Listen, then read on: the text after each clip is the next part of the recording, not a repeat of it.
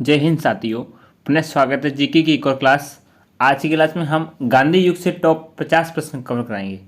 जो गांधी युग से जितने भी सवाल बनते हैं उसमें से 50 प्रश्न इम्पोर्टेंट, जो कि या तो परीक्षा में पूछे जाते हैं या पिछली परीक्षा में आए हुए प्रश्न या फिर आगे आने वाली सभी परीक्षाओं के लिए महत्वपूर्ण है। आप कर दीजिए चैनल को सब्सक्राइब। हम करते हैं शुरू। पहला प्रश्न देखते हैं कि महात्मा गांधी ने सत्याग्रह क्रियाविधि सबसे पहले कहाँ प्रयुक्त की थी। तो महात्मा गांधी ने सबसे पहले सत्याग्रह क्रियाविधि पहले प्रयुक्त की थी, वो चंपारण में की थी। कहाँ की थी? चंपारण में की थी सबसे पहले। दूसरा प्रश्न देखते हैं। दूसरा प्रश्न है कि जय हिंद का नारा किसने दिया। तो जय हिंद का नारा किसने दिया था? सबको पता है, सुभाष चंद्र बोस जी ने दिया था जय हिंद का नारा। तीसरा प्रश्न, कांग्रेस का 1929 का अधिवेशन जिसमें पूर्ण स्वराज का लक्ष्य घोषित किया गया था, कहाँ पर हुआ था? 1929 का अधिवेशन कहाँ पर हुआ था जिसमें पूर्ण स्वराज का लक्ष्य घोषित किया गया था? यह अधिवेशन कहाँ हुआ था? तो इसका सही जवाब क्या है? लाहौर में हुआ था 1929 का अधिवेशन जिसमें पूर्ण स्वराज का लक्ष्य घोषित किया गया था। ये प्रश्न ही पूछ लिया था कि पूर्ण स्वराज का लक्ष्य घोषित किया गया था वो किस अधिवेशन में? तो लाहौर अधिवेशन में। कब? 1929। चौथा प्रश्न देखते हैं। चौथा प्रश्न है कि कांग्रेस ने भारत छोड़ो आंदोलन का प्रस्ताव किस वर्ष पारित किया? किस वर्ष किया था? कांग्रेस ने भारत छोड़ो आंदोलन का जो प्रस्ताव पारित किया था वो 1942 में किया था। कब किया था? 1942 में। पांचवा प्रश्न, असहयोग आंदोलन को क्यों निलंबित किया गया? तो असहयोग आंदोलन को क्यों निलंबित कर दिया गया, किस कारण से ये किया गया था? चोरी चोरा में हुई हिंसक घटना के कारण। अब देखते हैं छठा प्रश्न।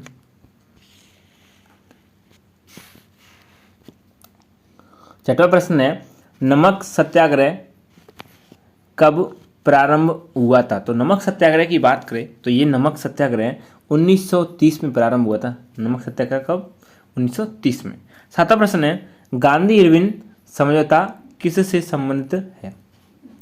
तो गांधी इरविन समझौता जो संबंधित है वह सविनय अवज्ञा आंदोलन से संबंधित है। गांधी इरविन के बीच जो समझौता हुआ था वो सविनय अवज्ञा आंदोलन से संबंधित है। आठवां प्रश्न देखते हैं। 50 प्रश्न है मोस्ट।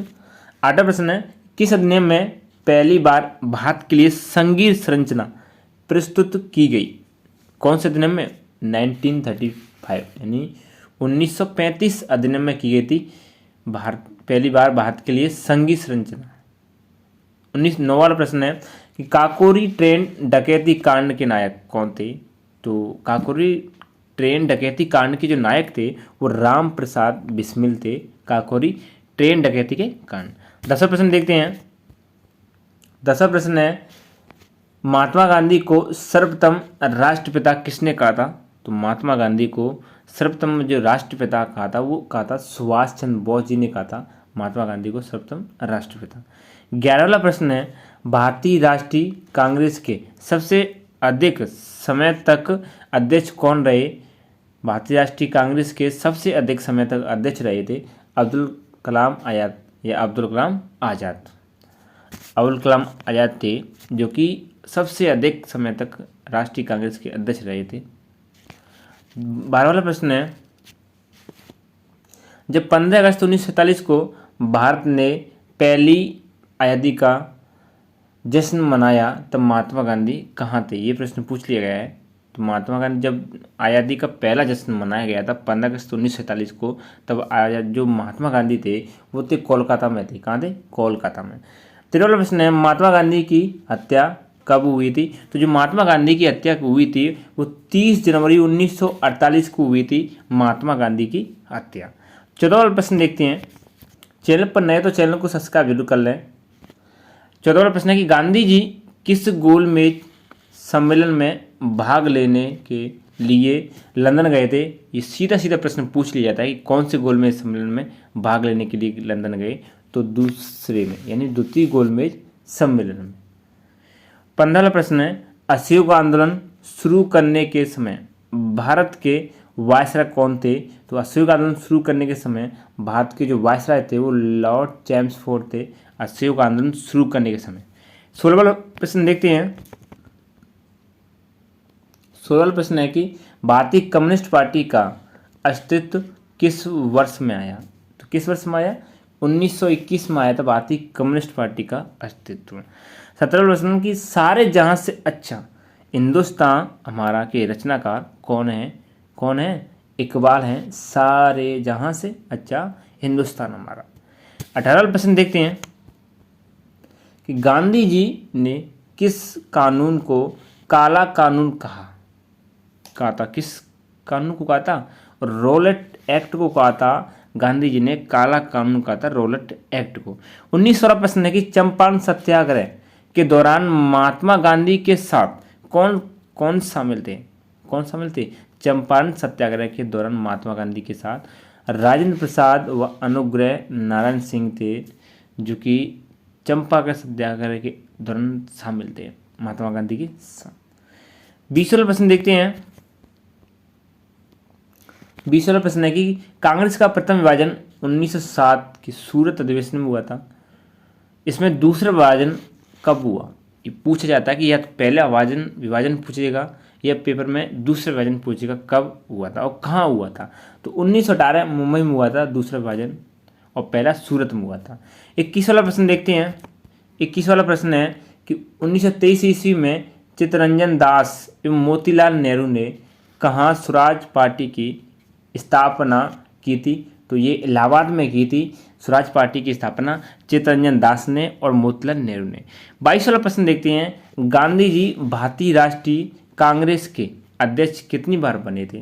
तो एक ही बार बने थे गांधी जी भारतीय राष्ट्रीय कांग्रेस के अध्यक्ष। ऐसे प्रश्न गांधी जी संबंधित आती है। 23वां प्रश्न देखते हैं। 23वां प्रश्न है कि भारत की आज़ादी के समय कांग्रेस के अध्यक्ष कौन थे? तो जे.बी. कृपलानी थे भारत की आज़ादी के समय कांग्रेस के अध्यक्ष। 24वां प्रश्न देखते हैं। महात्मा गांधी ने हिंद स्वराज की रचना की थी, कब की थी? जब वह जहाज से इंग्लैंड से दक्षिण अफ्रीका यात्रा कर रहे थे तब की थी महात्मा गांधी ने हिंद स्वराज की रचना। ये भी प्रश्न पूछ लिया जाता है कि कब, कहाँ, कैसे की थी। 25वां प्रश्न देखते हैं कि दक्षिण अफ्रीका में महात्मा गांधी ने द्वारा प्रकाशित पत्रिका का नाम क्या था?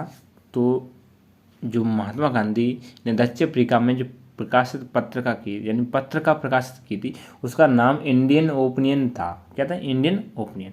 26वां प्रश्न है कि सविनय विज्ञान आंदोलन 1930 की पराकाष्ठा में गांधी जी ने किसके साथ समझौते पर हस्ताक्षर किए? तो 1930 की पराकाष्ठा में सविनय विज्ञान आंदोलन के लॉर्ड इरविन के साथ में किए थे हस्ताक्षर। 27वां प्रश्न देखते हैं। 27वां प्रश्न है कि भारतीय राष्ट्रीय कांग्रेस का 1938 का अधिवेशन किस शहर में हुआ था? राष्ट्रीय कांग्रेस 1938 का अधिवेशन हरिपुरा में हुआ था। कहाँ हुआ था? हरिपुरा में 1938 में। 28वां प्रश्न है कि भारत में साइमन कमीशन के बहिष्कार का क्या कारण था? तो सभी सदस्य अंग्रेज थे, इसलिए साइमन कमीशन का बहिष्कार किया गया था। सभी सदस्य अंग्रेज थे। 29वां प्रश्न देखते हैं। 29वां प्रश्न है कि भारत जोड़ो प्रस्ताव का आलेख बनाया था किसने? महात्मा गांधी जी ने बनाया था भारत जोड़ो आंदोलन का प्रस्ताव। 30वां प्रश्न है कि महात्मा गांधी दक्षिण अफ्रीका से भारत किस वर्ष में लौटे? तो 1915 में लौटे थे महात्मा गांधी दक्षिण अफ्रीका से भारत लौटे 1915 में। 31वां प्रश्न देखते हैं। 31वां प्रश्न है कि गांधी जी की मृत्यु पर किसने कहा कि हमारे जीवन से प्रकाश चला गया? किसने कहा था? ये कहा था जवाहरलाल नेहरू ने कहा था, पंडित जवाहरलाल नेहरू ने, कि हमारे जीवन से प्रकाश चला गया। गांधी जी की जब मृत्यु हो गई उसके बाद कहा था। 32वां प्रश्न 1937 के चुनाव में कांग्रेस द्वारा बहुमत प्राप्त प्रांतों की संख्या थी कितनी थी? 6 थी। जब कांग्रेस ने बहुमत प्राप्त किया था 1937 के चुनाव में तो 6 प्रांतों की संख्या थी। 33वां प्रश्न देखते हैं। 33वां प्रश्न है कि हंटर आयोग की नियुक्ति की गई थी, किस लिए की गई थी?